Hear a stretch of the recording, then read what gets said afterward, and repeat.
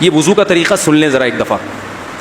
وضو تو سب کو ہی کرنا آتا ہے, لیکن جو صحیح پراپر سنت طریقہ ہے نا, اس سے لوگ وضو نہیں کرتے. نماز کا طریقہ تو بڑا لمبا ہے, اب وہ تو پوری کر کے دکھانا پڑے گا نا, تو وہ پھر کسی اور وقت انشاءاللہ. وضو کا جو طریقہ ہے نا, لوگ کیا کرتے ہیں عجیب, نارملی تو سب صحیح کر رہے ہوتے ہیں, لیکن جو صحیح سنت طریقہ اس کو فالو نہیں کرتے. طریقہ یہ کہ آپ نے ہاتھ دھونے کے بعد بائیں ہاتھ سے نلکا کھولا, سیدھے ہاتھ میں کیا لیا, پانی لے کے نلکے کو فوراً کیا کر دیا, چلو میں پانی لے کے. لوگ سمجھتے ہیں نلکا کھولنا تو سنت ہے, بند کرنا سنت. ارے بولو نا یار, نہیں ہے. تو کلی تو سیدھے ہاتھ سے کرنی ہے نا, تو الٹے ہاتھ سے آپ کیا کر دیں گے, نلکا بند. کیونکہ نبی صلی اللہ علیہ وسلم جب لوٹے سے پانی نکالتے تھے تو چلو میں پانی لے کے لوٹے کو سیدھا کر دیتے تھے. یہ نہیں کرتے تھے کہ لوٹے سے لوٹا اسی کیفیت میں اور پانی بہتا چلا جا رہا ہے. تو آپ نے نلکے کو لیفٹ ہاتھ سے کھولا اور چلو میں پانی لیا اور فوراً نلکے کو کیا کر دیا, بہت زور سے بھی بند نہ کریں, اس کا واشر خراب ہو جاتا ہے, بس آرام سے بند کر دیا. کیونکہ وہمی ہوں گے نا, وہ یوں کر کے کرتے رہیں گے, نلکے توڑ دیتے ہیں کہ بھئی ایک قطرہ بھی ضائع ہو گیا تو قیامت کے دن کہیں جہنم میں نہ پھینک دیں ہمیں, اس لیے پورے کوئی نمی بھی نہ آئے, تو تھوڑا سا بند کر دیں, ایک آدھ قطرہ ٹپکنے سے کچھ نہیں ہوتا. یہ لیا آپ نے, منہ میں کلی کی, مسواک کی, مسواک نہیں ہے تو انگلی سے دانت صاف کیے, غرارہ بھی کیا اگر روزہ نہیں ہے, ٹھیک ہے. پھر نلکا کھولا, پھر بند کیا, پھر کلی, اس طرح.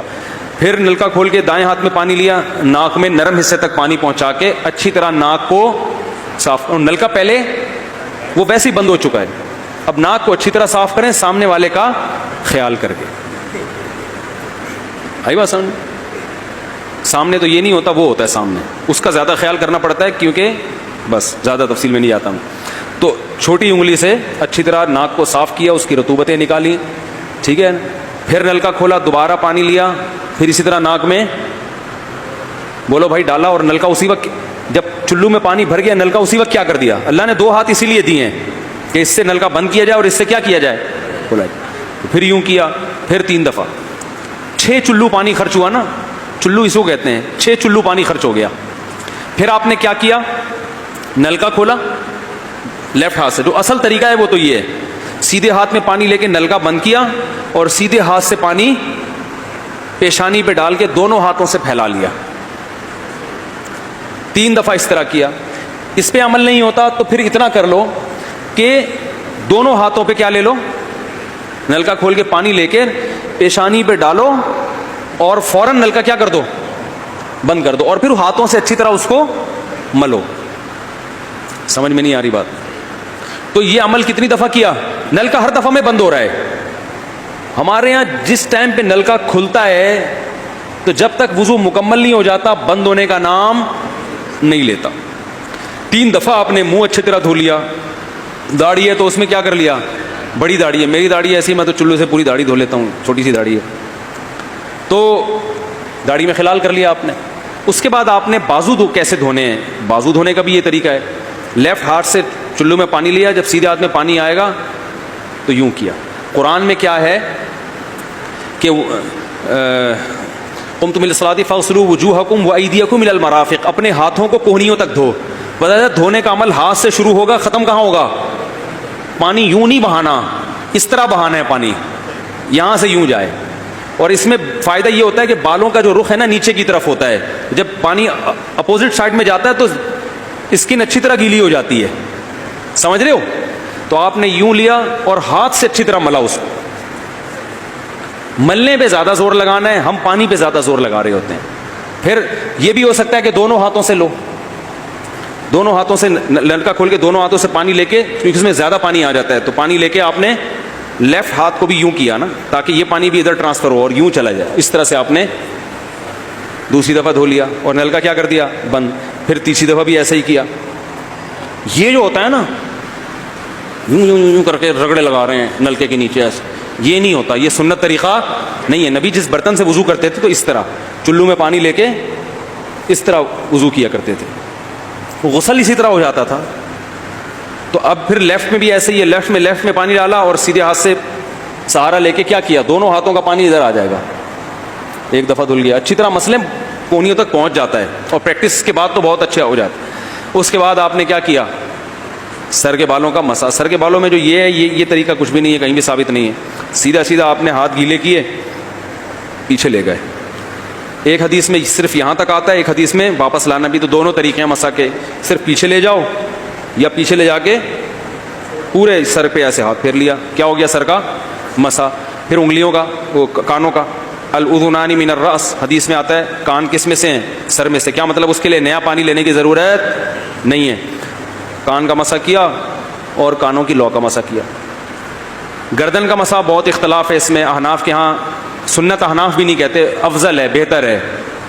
سنت کے لیے جتنی مضبوط دلیل ہونی چاہیے وہ گردن کے مسح پہ نہیں ہے, اس لیے احناف کا بھی فتویٰ یہی ہے کہ بہتر ہے کر لو, سنت نہیں, زیادہ زیادہ اس کو مستحب کہا جائے گا. تو گردن کا مسح کر لیں تو بھی ٹھیک ہے, نہیں کریں بولو بھائی ٹھیک ہے. لیکن یہ جو یہاں کا مسح نہیں ہوتا, بعض لوگ پوری گردن کو یوں کر کے لا رہے ہوتے ہیں, ایسا نہیں ہے.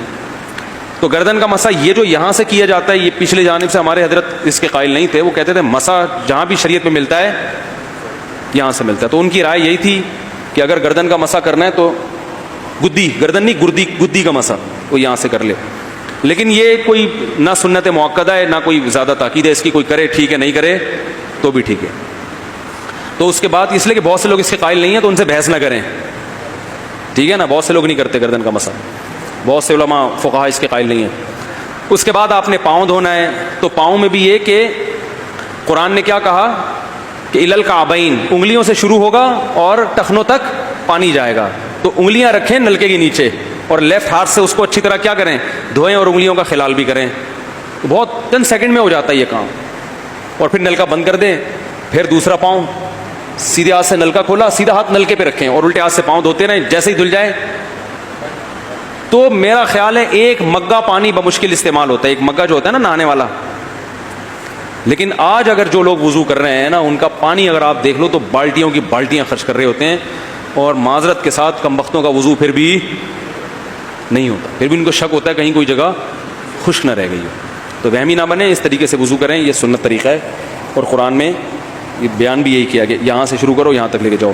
کافی ہو گیا میرا خیال ہے. اللہ تعالیٰ سمجھنے کی, عمل کرنے کی توفیق عطا فرمائے. خدا کے لیے نہ پوچھا کرو وسوسوں کے, اور یہ وہم اور وضو نہیں ہو رہا, اس سے خود پاگل ہو جاتا ہے, جو مفتی پاگل ہو جاتا ہے.